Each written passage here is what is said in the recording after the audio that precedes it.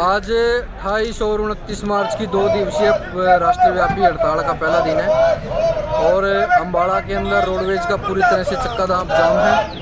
हमारे जो मांग मुद्दे हैं जिसको केंद्र की सरकार हो चाहे राज्य की सरकार हो वो लागू करने में आनाकानी कर रही है और उनको लागू करने की बजाय उत्पीड़न की कार्रवाइयाँ बढ़ा रही है, चाहे वो किसान है, मजदूर है, छात्र है, नौजवान है, कर्मचारी है, महिला है, उसके ऊपर लगातार उत्पीड़न बढ़ रहा है। पिछले लगभग 3-4 महीने से आंगनबाड़ी वर्कर्स बैठी हैं, उनके साथ मोदी जी ने मन की बात में और खट्टर साहब ने विधानसभा में कहा था कि उनका जो 1500 रुपये वर्कर को और 750 रुपये हेल्पर को दिए जाएंगे।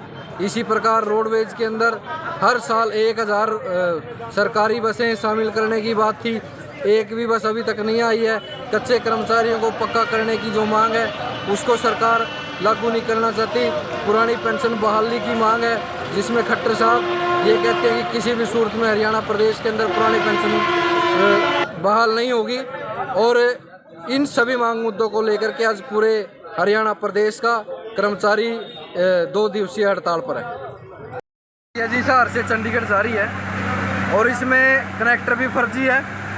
कोई सक्षम नाम के तहत लगे हुए हैं रोडवेज में, उनको कनेक्टर बना करके किसी दूसरे नाम के कनेक्टर से टिकटें इशू करवा करके और अनपंचित टिकटें दी जा रही हैं। हमें यह अंदेशा है कि इस प्रकार के साथी लोग इन टिकटों को बार बार बेच करके हरियाणा रोडवेज का जो आर्थिक नुकसान कर रहे हैं। इस प्रकार की पहले भी घटनाएं हो चुकी हैं 18 दिन की हड़ताल के दौरान, जिसमें करीब 90 लाख रुपए की फर्जी टिकटें छपवाई गई थी, जिसमें नीचे से लेकर ऊपर तक के अधिकारियों की विजिलेंस जांच हुई, अधिकारी सस्पेंड हुए।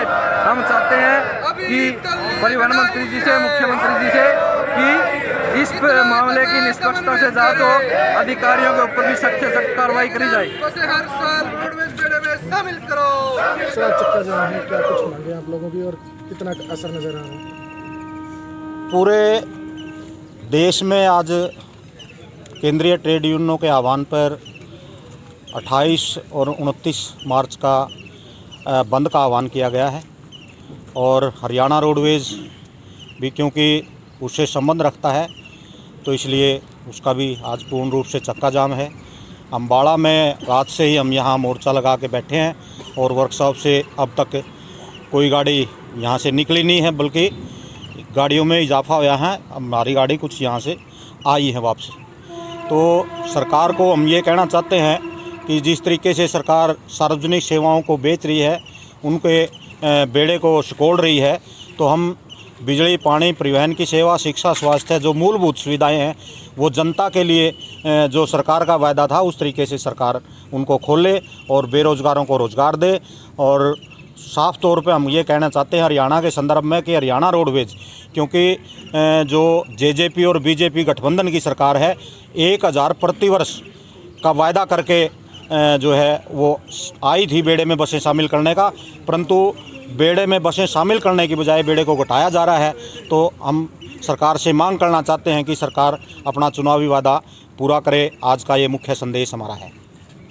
लगातार बयान दे रही है अखबारों के माध्यम से कि हरियाणा रोडवेज के अंदर नई बसें खरीदी जाएंगी, लेकिन दुर्भाग्य ये है कि जिन बसों को बनाने का जो काम करना था उसका आज तक ठेका भी नहीं दिया गया है।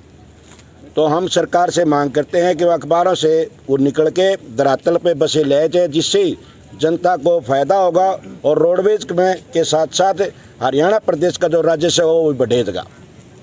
इसलिए हम मांग करते हैं कि सरकार जल्दी से जल्दी बस खरीदे, अन्यथा यह आंदोलन अब बहुत आगे तक जाएगा। हरियाणा रोडवेज की बस थी जो किलोमीटर स्कीम है वो थी हिसार चंडीगढ़।